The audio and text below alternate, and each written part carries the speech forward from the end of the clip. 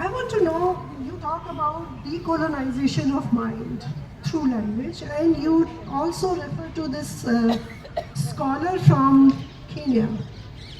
Could you elaborate on that? What's the point here? Yeah, the scholar from Kenya is Thiongo Wa Ngugi. He's got a famous book on decolonizing the mind. In fact, I had met him. He had come to Seattle, and I had spent a little bit of time with him also. So, उनका एक coat था, शायद पढ़ भी सकते हैं इसमें से, where he's talking about how the language of our families, the language of our culture was beaten out of us. It was made the language of our backwardness. है ना, मेरे को वो यहाँ पे भी कॉन्वेंट स्कूल एजुकेशन उसमें बहुत याद आई कि स्कूल के अंदर अगर आप अपनी भाषा बोल लो तो आपकी पिटाई हो जाती थी. ऐसे बहुत स्कूल है अभी भी भारत में, है ना, फाइन लगता था या आपको मारा जाता था. और यही जो प्रोसेस है ये बहुत सारे इंडिजिनस कल्चर्स को all around the world colonization में यूज़ किया गया. आपको पता होगा native American they were forcibly put into boarding schools, जहाँ पर उनको अगर अपनी भाषा का प्रयोग करें तो उसे बहुत सिवियर पनिशमेंट मिलती थी. तो उनको अपने पेरेंट्स से हटा के बोर्डिंग स्कूल में डाला गया और फिर उनको पूरा इंडोक्ट्रिनेट किया गया, अपनी भाषा से तोड़ा गया. हमने कहा चलो उनको साथ तो ज़बरदस्ती कर रहे थे, हम तो जानबूझ के डाल रहे हैं अपने बच्चों को. हम जानबूझ के बच्चों को उन स्कूलों में डाल रहे हैं जिनसे वो डिकॉलोनाइज हो रहे हैं, कॉलोनाइज हो रहे हैं, इंडोक्ट्रिनेट हो रहे हैं, दूसरी सोच में जा रहे हैं. तो डीकॉलोनाइजेशन का सबसे बड़ा पहलू यही है कि कॉलोनाइजेशन का में क्या हुआ, we are cut off from our own experience. And I give you a very small example. हम सबसे बड़ा आज हिंदू समाज का क्रिटिक अगर आप एकेडेमिया में पढ़ो तो सब कोई बोलेगा कास्ट सिस्टम, है ना, कास्ट सिस्टम. अब मैं ब्राह्मणों ने बहुत अच्छा अत्याचार किया, ये किया. अगर आप किसी से जाके पूछो आपके ऊपर ब्राह्मण ने क्या अत्याचार किया, कुछ पर्सनल स्टोरी बताइए, है ना, तो वो सोचेंगे कि अच्छा मेरी पर्सनल लाइफ में क्या हुआ, तो उनको कोई कहानी नहीं मिलेगी. अगर आप पूछो आपके ऊपर क्या अत्याचार, आप पर्सनली आप कुछ बताइए कहानी, तो लोगों के पास ढूंढनी पड़ेगी उनको वो कहानी.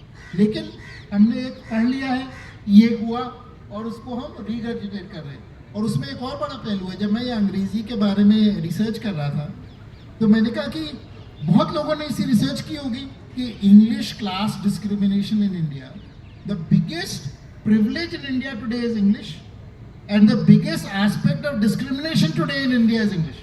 ठीक है, आप किसी भी जाति को आपको IIT में एडमिशन मिल सकता है लेकिन पढ़ाई केवल अंग्रेजी में होगी. ठीक है, तो जाति is not our biggest area of discrimination, language is the biggest area of discrimination. लेकिन इसके बारे में कोई बात नहीं करता. क्यों नहीं बात करता?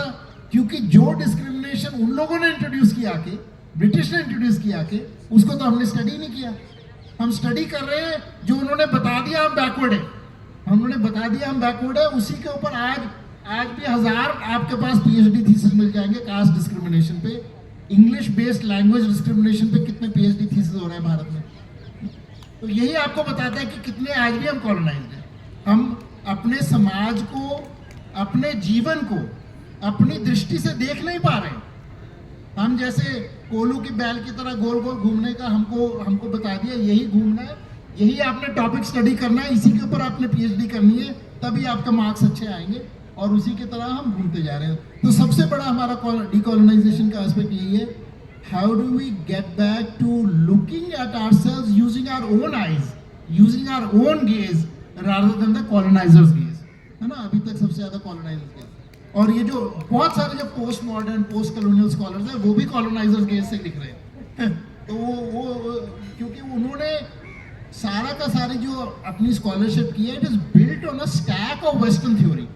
कौन कह रहा है कि मैं पतंजलि योग सूत्र के हिसाब से साइकोलॉजी पढ़ूंगा, कौन कह रहा है कि मैं जो भारत का दृष्टिकोण है उसके हिसाब से अपनी समाज को देखूंगा. नहीं कोई कह रहा. वो कह रहा है कि मेरे को ये उसकी थ्योरी मिल गई है, सोशियोलॉजी की ये वाली थ्योरी मिल गई है, ये मेरे को वो सारी की सारी जो फोकू ने ये बोल दिया, इसने ये बोल दिया, वो हम उसको उसी हिसाब से पढ़ रहे हैं. तो ये सारे कॉलोनियल स्कॉलर्स हैं. ये भी एक अनदर एस्पेक्ट ऑफ कॉलोनाइजेशन को ला रहे हैं.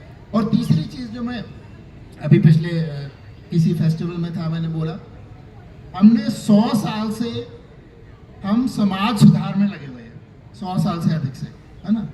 अब मैं लगभग आधे से ज़्यादा जीवन मेरा अमेरिका में गुजरा। 30-35 साल भारत में, कम साल, लगभग 20 साल भारत में रहा हूँ, लगभग 35 साल अमेरिका में रहा हूँ।